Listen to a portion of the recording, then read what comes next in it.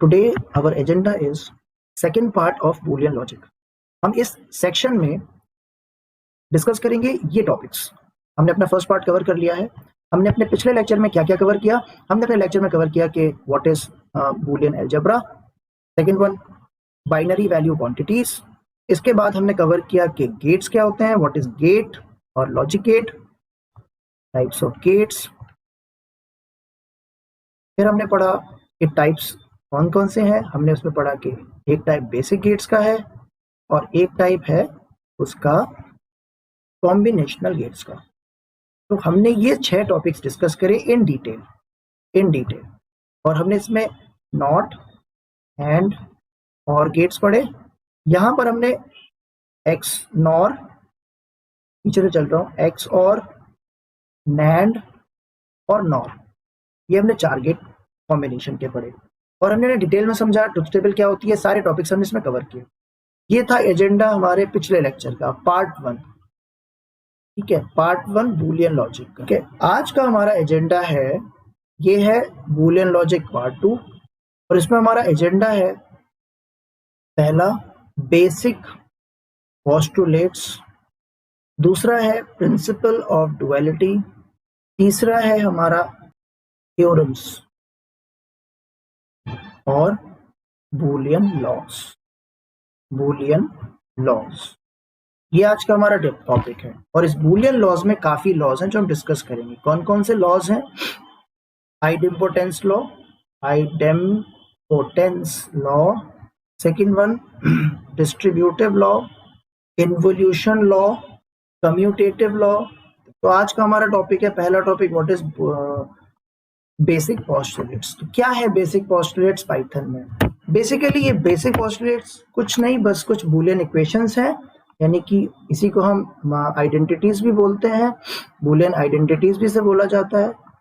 सबसे पहले हम डिस्कस करते हैं और आइडेंटिटीज या और बेसिक पोस्टुलेट्स और आइडेंटिटीज और गेट्स के बेस पे जो आइडेंटिटीज बनती हैं वो क्या है, जो बेसिक है, which has to be clear to every student in order to solve any Boolean equation. आपको पेपर में बूलियन इक्वेशन दी जाएगी और कहा जाएगा इसको सिंप्लीफाई करो, इसको शॉर्टन करो, इसको कंप्रेस करो. तो आपको ये लॉज यूज करके उसे कंप्रेस करना है, उसको सिंप्लीफाई या मिनिमाइज करना है. तो वो लॉज क्या है मैं आपको बता. There are basically 5 laws. अगर आपने और गेट की ट्रुथ टेबल याद है और अगर आपको पता है कि जब 0 और 0 को ऐड करेंगे तो हमें 0 मिलेगा. ठीक है, जब आप 0 और 1 को ऐड करेंगे तो आपको 1 मिलेगा. ये मैंने आपको डिजिटल डेटा रिप्रेजेंटेशन में बाइनरी एडिशन में भी पढ़ाया था. जब आपका एक इनपुट 1 हो और दूसरा इनपुट 0 हो तो आपको तब भी 1 मिलेगा, और जब आपको दोनों इनपुट 1 होंगे तब भी आपको 1 आएगा. ये आप ऐसे भी समझ सकते हैं कि आपने एक ट्रुथ टेबल बनाई है और ये उसका आंसर आ गया. इसके अलावा आपको पता है कि और गेट की जो ट्रुथ टेबल है उसमें 1 कब होता है? जब कोई भी एक इनपुट 1 होता है तो आउटपुट 1 होता है.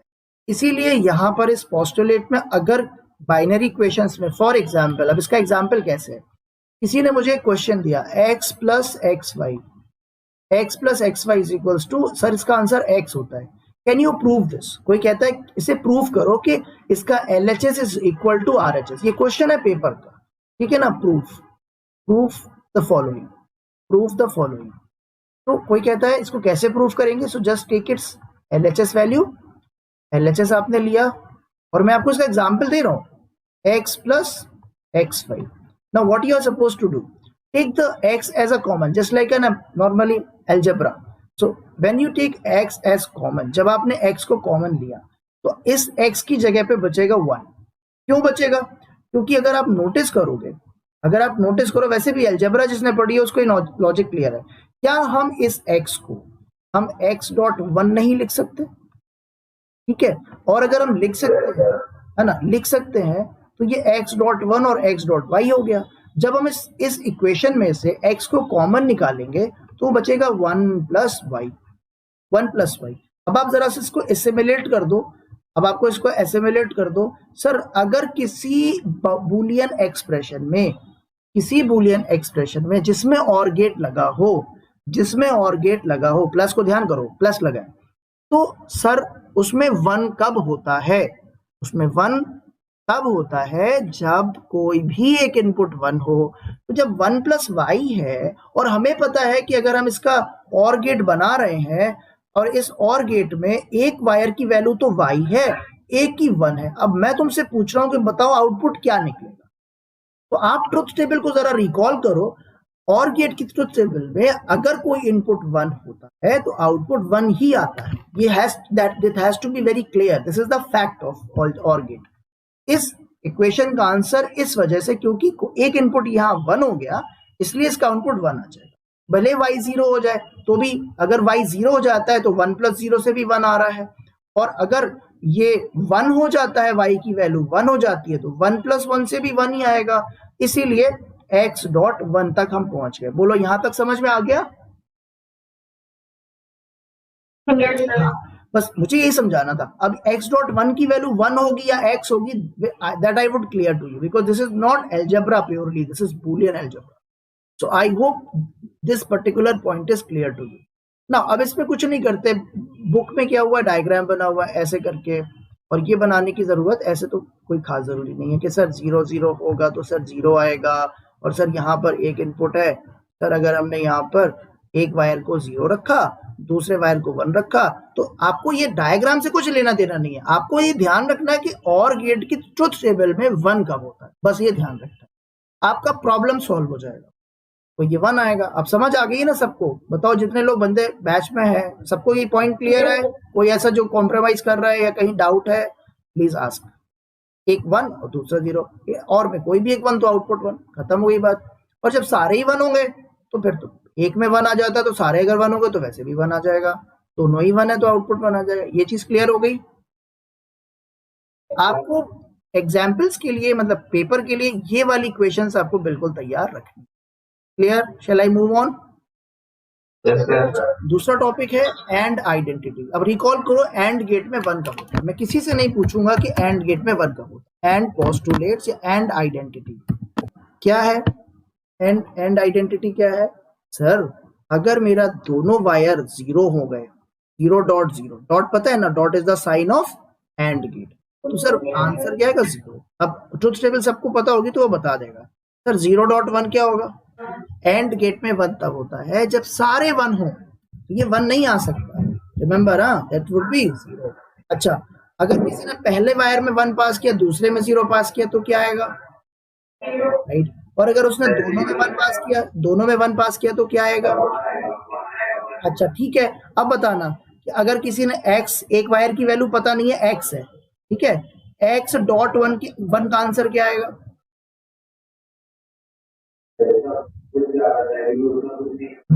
हाँ रखो, कुछ भी रखो। अगर मेरे पास, अगर मैं,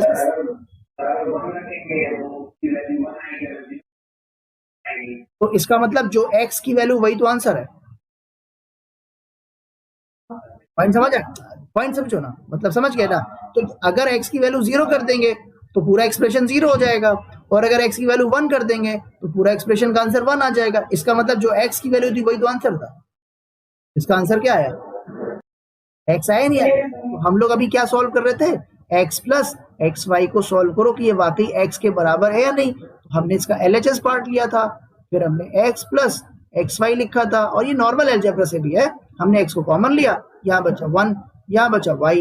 तो जब हमने इस पार्ट को सॉल्व किया तो और गेट में एक 1 तो आउटपुट 1, तो सर हमने 1 लिख दिया, डॉट लगाया, x लिखा। अब सर पता नहीं इसका आंसर x आएगा या 1। अब अभी हमने प्रूव कर दिया कि x डॉट 1 होगा, तो इसका मतलब है जो वैल्यू x की होगी वही आंसर आएगा, क्योंकि अगर 0 रखते हैं तो आउटपुट 0 बन जाता है, और अगर हम 1 रखते हैं तो 1 डॉट 1, दोनों 1 हो गए, इसका मतलब आउटपुट 1 हो गया। तो जो भी आंसर होगा वो क्या होगा? x। क्लियर हुआ ये? हेंस क्या हो गया? ये हो गया हमारा हेंस प्रूव। क्लियर भाई? प्रूव हो गया हमारा। क्लियर फंडा? समझ आ गया? अच्छा, डायग्राम बनाना कोई कंपलसरी नहीं है, इक्वेशन याद होना चाहिए, पेपर में इतना पता होना चाहिए। इधर एक पोस्टुलेट रह गई है, वहां पर भी बता देते हैं। अगर किसी ने लिख दिया x प्लस, क्या आंसर आएगा? ठीक रहेगा? ध्यान दिमाग से, x 1 आएगा, 1 आएगा, और गेट में कोई इनपुट 1 हो जाएगा तो आउटपुट 1 आ जाएगा, बात खत्म हो गई। ठीक है? अच्छा, अगर x प्लस 0 होता, अगर इसकी वैल्यू 0 हो जाती, 0 हो जाता, अगर x की वैल्यू 1 हो जाती तो 1 हो जाता। बोलो तो क्या आंसर आया? हाँ। अगला टॉपिक है हमारा प्रिंसिपल ऑफ डुअलिटी। अगर तुम्हें कोई बूलियन इक्वेशन दिया गया है और तुम उस बूलियन इक्वेशन से कोई दूसरा इक्वेशन ड्राइव करना चाहते हो, तो प्रिंसिपल ऑफ डुअलिटी का यूज करो। प्रिंसिपल ऑफ डुअलिटी कहती है कि for any given Boolean expression, मतलब कोई पूछेगा बूलियन प्रिंसिपल ऑफ डुअलिटी है क्या, क्यों यूज करते हैं, इसका आंसर होगा it is used to drive another Boolean expression from given expression। मतलब तुम्हें एक इक्वेशन दी जाएगी और तुमसे कहा जाएगा उसका डुअल बताओ। तो जब तुम्हें डुअल निकालना होगा तो तुम एक रूल को फॉलो करोगे। तो for any given Boolean expression क्या करना पड़ेगा? रिप्लेस ऑल प्लस समझ रहे हो, all OR gates, all plus with dot, मतलब रिप्लेस ऑल और गेट्स, हाँ जी, with AND gate, and vice versa. समझ आ गया पॉइंट? यानी जहां प्लस दिया हो वहां डॉट कर देना और जहां डॉट दिया हो वहां प्लस कर देना। यहां तक समझ आ गया? अगला पॉइंट है कि replace all zeros with 1 and vice versa. एक एग्जांपल दे, let we have following Boolean expression और इक्वेशन एक ही चीज, ठीक है? Boolean expression and find its dual equation और find its dual expression। जो तुम दूसरा एक्सप्रेशन फाइंड आउट करते हो ना गिवन एक्सप्रेशन से, उसे बोलते हैं डुअल एक्सप्रेशन। क्या बोलते हैं? Dual expression. अब दिया क्या गया है तुम्हें? x इंटू, दूसरा क्वेश्चन दे रहे हैं, x into Y plus Z. Pranjal समझ आ रहा है बेटा? x into Y plus Z, simple इतनी इक्वेशन है। अब तुम मुझे बताओ कि अगर ये इक्वेशन ऐसी है तो इसका डुअल क्या हो, ठीक है? और आगे लिख रहा है फाइंड डुअल और dual expression all are x plus y dot z. समझ आ गया? हाँ, क्लियर हो गया, बस दैट्स इट।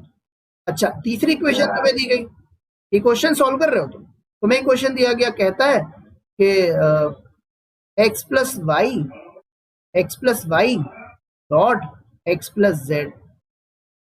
तो क्या आंसर आएगा? इसका डुअल निकालो।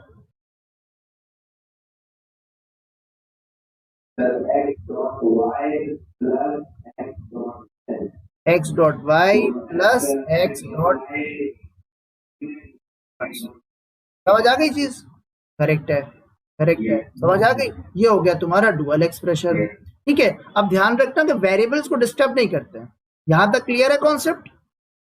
डुअल हो गया सर, हमारा डुअल हो गया। अब हम अगले टॉपिक पर जाओ। अगला टॉपिक है हमारा, अब इसकी सबसे पहली थ्योरम। क्या थ्योरम है सबसे पहली? आइडेम्पोटेंस लॉ। सबकी एक इक्वेशन होगी, सबका एक डुअल होगा, सबका एक एक्सप्रेशन होगा, एक्सप्रेशन वन और एक होगा उसका डुअल एक्सप्रेशन। क्या होगा? Dual expression. सबसे पहला लॉ क्या है?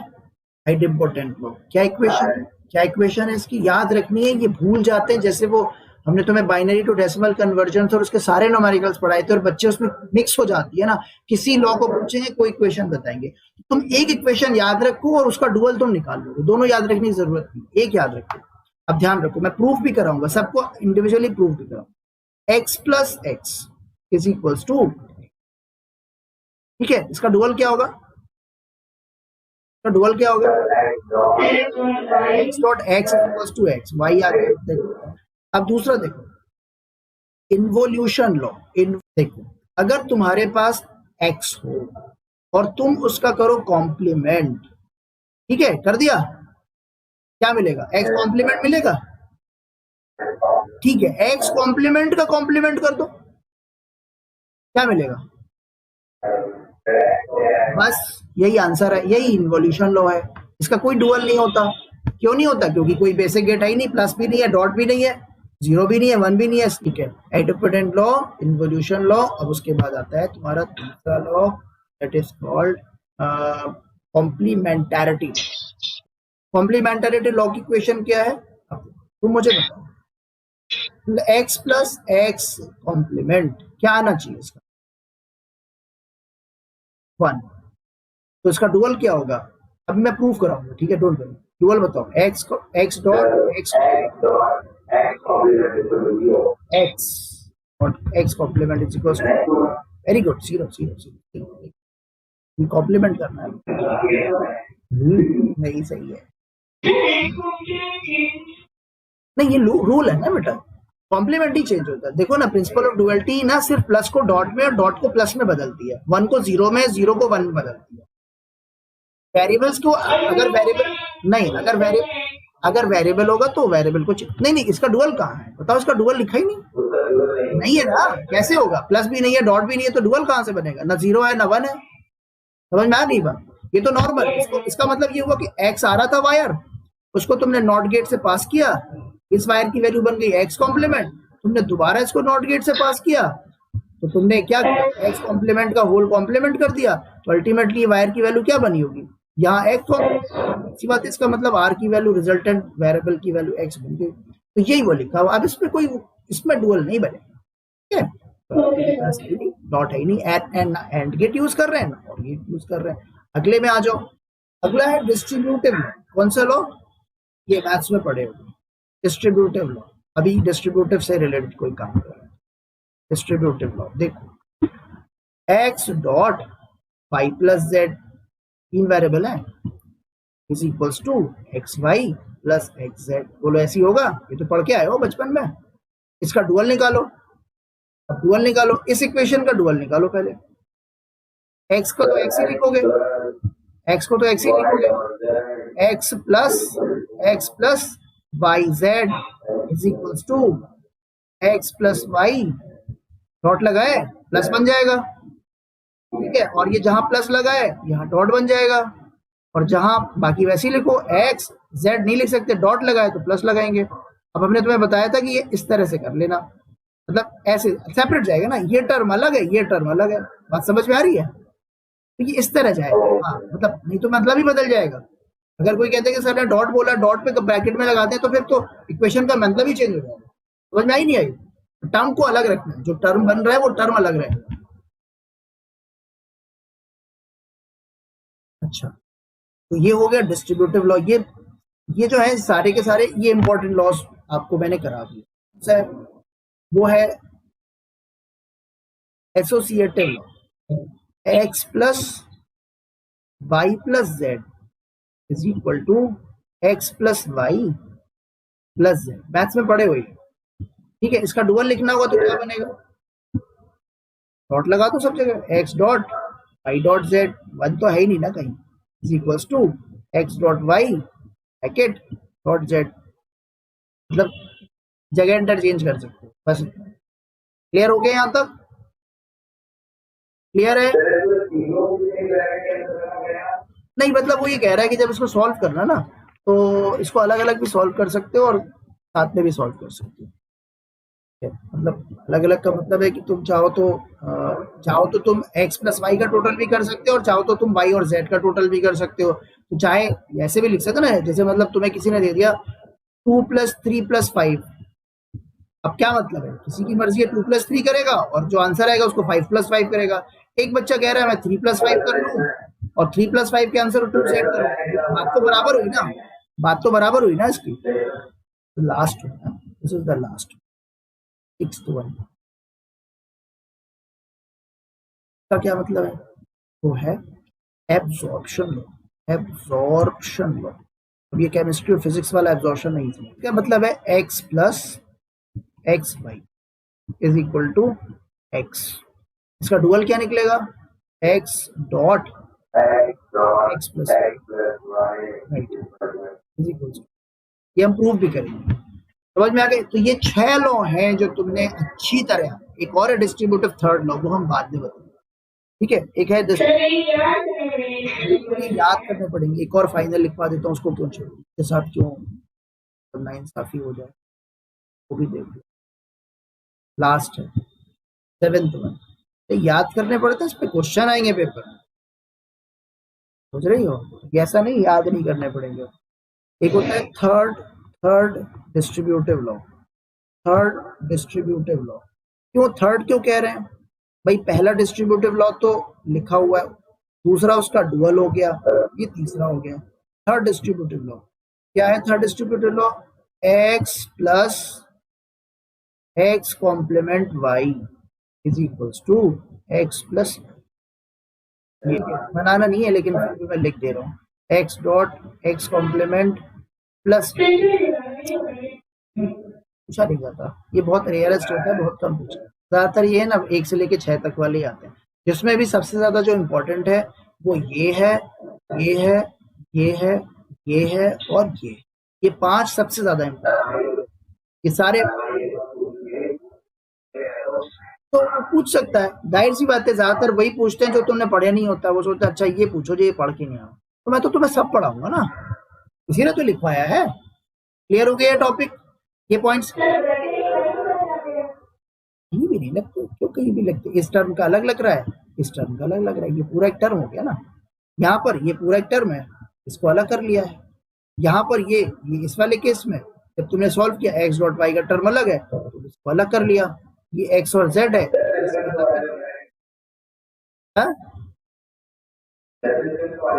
हाँ वो ठीक है, लेकिन वो समझाया गया है कि इस तरह भी किया जा सकता है, ठीक है ना। स्टेप बाय स्टेप जब ड्राइव करोगे ना किसी इक्वेशन को तो निकालते हैं। अच्छा ये तो मैं समझा दिया, अब हम आते हैं अगले स्टेप पे। ठीक है, अगला स्टेप क्या है? अभी क्वेश्चन तुम्हें पेपर में इस तरह आएगा, क्वेश्चन आएगा स्टेट एंड वेरीफाई आइडेंटिपोटेंट लॉ। ठीक है, ये क्वेश्चन हो गया। अब इसका क्या मतलब है? स्टेट एंड वेरीफाई आइडेंटिपोटेंस लॉ, आगे लिख रहा है using truth table. 99% truth table से आता है, यूजिंग ट्रुथ टेबल। क्या मतलब है इसका? अच्छा, जब ये क्वेश्चन ऐसे आए ना तो सबसे पहले क्या करना है, इसका तरीका क्या है? जब सबसे पहले क्वेश्चन है तो आपको अपना आंसर लिखना कैसे है? सबसे पहले आप स्टेटमेंट लिखोगे, दोनों स्टेटमेंट, मतलब हेडिंग डालोगे ना बूलियन अलजेब्रा इसकी आइडेंटिपोटेंस लॉ की, तो आपने हेडिंग डाली आइडेंटिपोटेंस लॉ। ये हेडिंग डालने के बाद आपने सबसे पहले क्या लिखा? स्टेटमेंट। तो क्या होते हैं, पहला कौन सा? तो पहला हमेशा प्लस वाला होता है, और गेट वाला यूजुअली। ठीक है, तो क्या है sir? x plus x equals to क्या आता है? x। इसका डुअल क्या है? इसका डुअल होगा, सेकेंड इसका डुअल होगा, x dot x equals to x.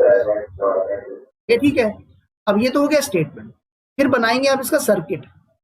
क्या x हुआ, एक वायर x हुआ, चाहो तो इसी से एक दूसरा वायर निकाल दो, ये भी तो x होगा। अगर इसका पावर x है तो ये भी तो x जा रहा है। बीच में कौन सा गेट लगा है? बीच में कौन सा गेट लगा है?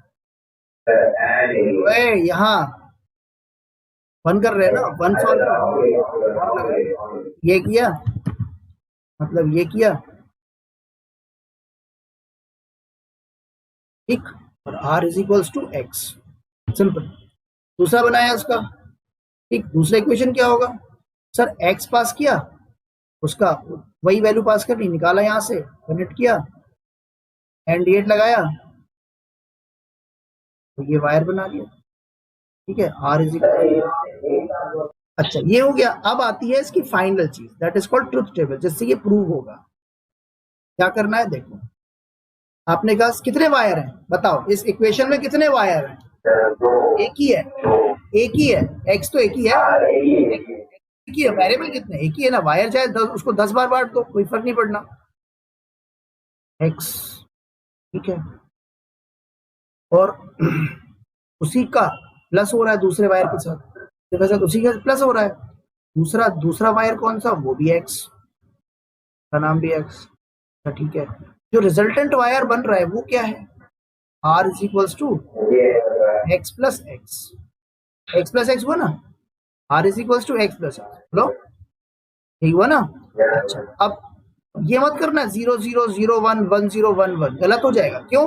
क्योंकि अगर इस x की वैल्यू, एक ही वायर है ना, x की वैल्यू अगर 0 होगी तो बेटा इसकी भी तो 0 ही होगी, एक ही तो वायर है। अगर तुमने यहाँ से 0 पास किया होगा तो यहाँ 0 ही जाएगा ना, तो यहाँ भी 0 जाएगा। और अगर तुमने यहाँ 1 पास किया होगा, अगर इसको 1 मिलेगा तो इसको भी 1 मिलेगा, क्योंकि हमें 2 इनपुट लेना है। यहाँ पर 2 वायर जा रहे हैं अंदर, इसलिए हम 2 बार बनाएंगे। अगर 3 जा रहे होते तो हम 3 वायर बनाते। हाँ, समझ में आ गई। लेकिन कॉम्बिनेशन अलग कैसे हो सकता है? अगर इसकी वैल्यू 0 है तो ये भी 0 होगा। अगर इसकी वैल्यू 1 होगी, 0 कैसे हो जाएगा भाई? x जा रहा है, तुमने यहाँ से 1 पास किया था, तो इस वायर में भी 1 जाएगा और इस वायर में भी क्या जाएगा, वही वैल्यू तो जाएगी ना। बदल जाएगी क्या? बदल जाएगी क्या? क्या जाएगा? वही तो जाएगा, ऐसी बात है। अब बताओ 0 प्लस 0 का आंसर क्या आता है? 1 प्लस 1 का आंसर क्या आता है? अब जरा सोचो कि तुमने जो पास किया था, आउटपुट भी तो वही आ रहा है। जब तुम 0 पास कर रहे हो तो 0 आ रहा है, जब तुम 1 पास कर रहे हो तो आउटपुट भी 1 आ रहा है। तो इसका मतलब 10-12 वायर लगाने की जरूरत नहीं। इसका मतलब कंक्लूजन क्या निकला? इसका कंक्लूजन ये निकला कि अगर तुम्हारे पास एक ब्लॉक ऑफ हार्डवेयर हो, यानी एक गेट हो, और गेट हो या कोई भी गेट हो, अब तुम उस और गेट या एंड गेट में एक ही पावर पास कर रहे हो, सबके पावर का मतलब x है, सब x है, तो भाई निकल क्या रहा है? x ही निकल रहा है ना। तो भाई क्यों अपना जो है ना टाइम बर्बाद कर रहे हो इसकी सोल्डरिंग करने में, वायर में मेटल बर्बाद करने में, और टाइम बर्बाद कर रहे हो, कॉम्प्लेक्स सिचुएशन बना रहे हो, जब तुम्हें पता है 4 वायर लगाने का मतलब भी एक ही x होता है, तो काहे 4 लगा रहे हो? एक ही वायर लगाओ ना। बात समझ में आई तुमको? तो चाहे 4 वायर यहाँ पास करने के, क्यों कर रहे हो पास? क्योंकि इसका शॉर्टकट ये है कि एक ही वायर पास करो। बात समझ में आई नहीं आई? क्लियर हुआ? हाँ, तो ये वो चीज है, क्योंकि जब बड़ी इक्वेशन हो जाएगी ना तो हम उसको इसी तरह सॉल्व करेंगे, वो सब आएगा। तो तुम्हें ये लॉ याद रखना। कॉन्सेप्ट क्लियर हो गया? और अब इसी में बना दूंगा r इज इक्वल टू इस वाले की वैल्यू। ये क्या पास हो रहा है? यहाँ पर डॉट लगा हुआ है, तो तुम क्या पास कर रहे हो? तुम पास कर रहे हो x डॉट x, बोलो यही पास कर रहे हो ना, तो लगाओ r is equal to x dot x, एक ही में कर दो, कोई हर्ज नहीं। तो जब 0 और 0 होगा तो एंड गेट में जब दोनों 0 होंगे तो आउटपुट 0 आएगा, और एंड गेट में जब दोनों 1 होंगे तो आउटपुट 1 आएगा। देखो यहाँ पर भी वही सीन हुआ, जो x की वैल्यू है वही मेरे रिजल्टेंट वायर की भी वैल्यू है। तो मैं क्यों 10-12 वायर लगाऊं? एक वायर से मेरा काम नहीं चल जाएगा? कुछ इसमें थ्योरी नहीं लिखी जाती है, सिंपली यहाँ पर लिखो हैंस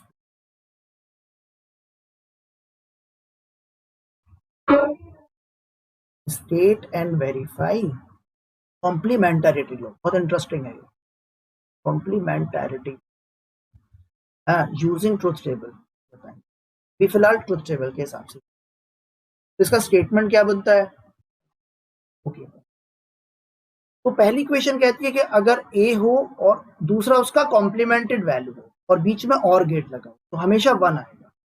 और अगर एक वायर ए हो और दूसरा भी ए है लेकिन बीच में एंड लगा है और दूसरा उसकी कॉम्प्लीमेंटेड वैल्यू, तो हमेशा 0 आएगा। ठीक है, अब हम इसमें कुछ चीजें एक्सप्लेन करेंगे। पहले तो इसका बनाते हैं सर्किट डायग्राम और हम तुम्हें उसी से प्रूव कर देंगे। थोड़ा सा अपना आंख और कान खोल के रखना, ठीक है, और क्वेश्चन तैयार करना। Circuit diagram a plus a dash equal to 1 कैसे पॉसिबल? मैंने एक वायर लिया a है, अगर मैं इससे सोल्डर करके दूसरा वायर निकालूंगा वैल्यू क्या होगी इसकी?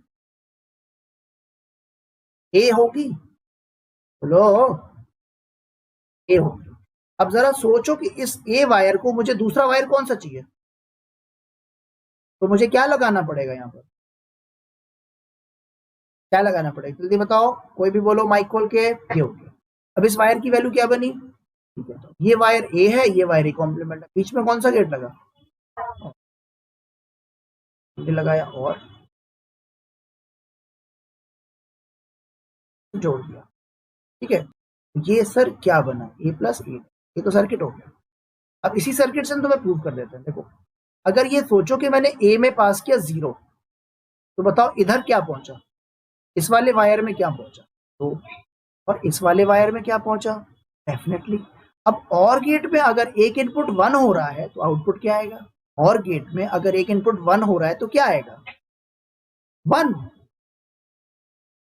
नहीं मालूम है क्या? और गेट का ट्रुथ टेबल भूल गई? किस कोई एक भी 1 होगा तो आउटपुट 1 होगा, बीसी सेशन में पढ़ाया है। दूसरा देखो, अगर मेरा एक इनपुट 1 हो, अगर मेरे ए की वैल्यू 1 है तो यहां क्या जा रहा है? 1 जा रहा है नहीं जा रहा? ए तो कॉमन जा रहा है 1, इसकी वैल्यू क्या हो जाएगी? 0। अब फिर भी एक इनपुट तो 1 जा रहा है ना, अभी भी एक वायर तो 1 है, एक वायर 1 है तो आउटपुट क्या आएगा?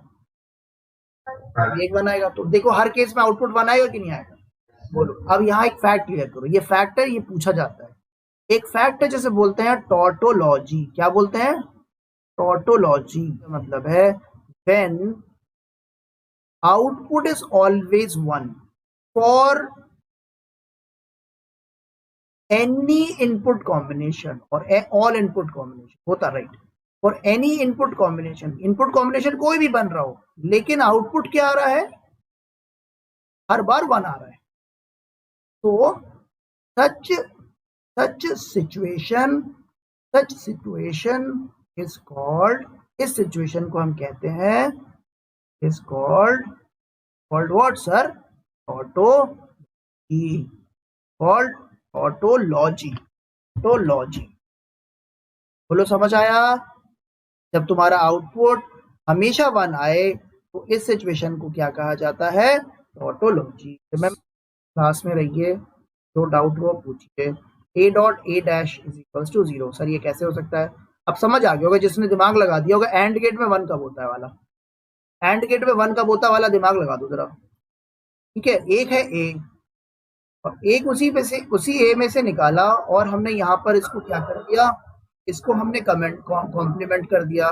जब हमने इसे कॉम्प्लीमेंट किया, दूसरा वायर कॉम्प्लीमेंटेड फॉर्म में जाएगा, एक नॉर्मल फॉर्म में जाएगा, इसमें जाएगा, अरे भाई एंड गेट में जाएगा।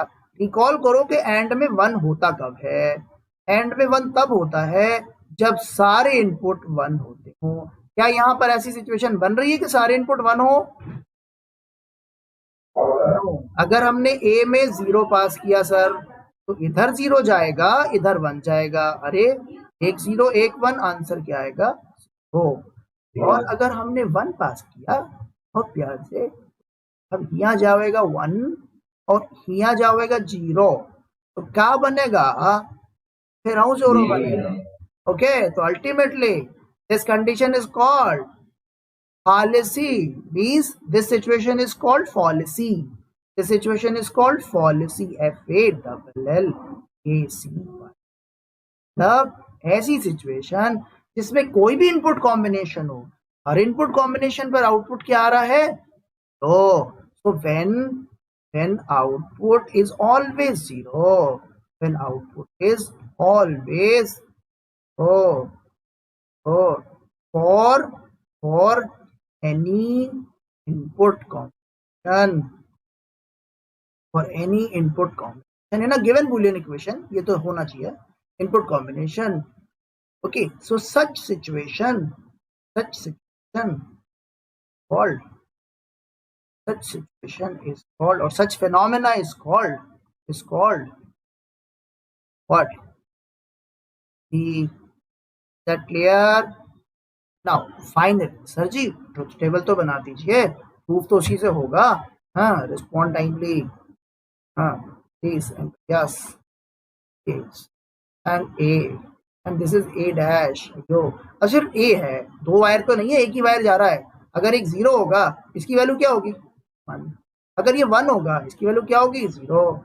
सर हाँ, तो ए प्लस ए डैश का मतलब क्या बनेगा?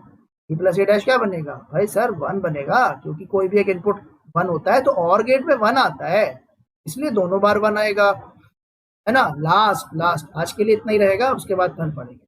ठीक है, ये हमारा अगला लास्ट कॉलम बना रहे हैं और फिर हैंस प्रूफ लिख देंगे, क्योंकि यही सिचुएशन।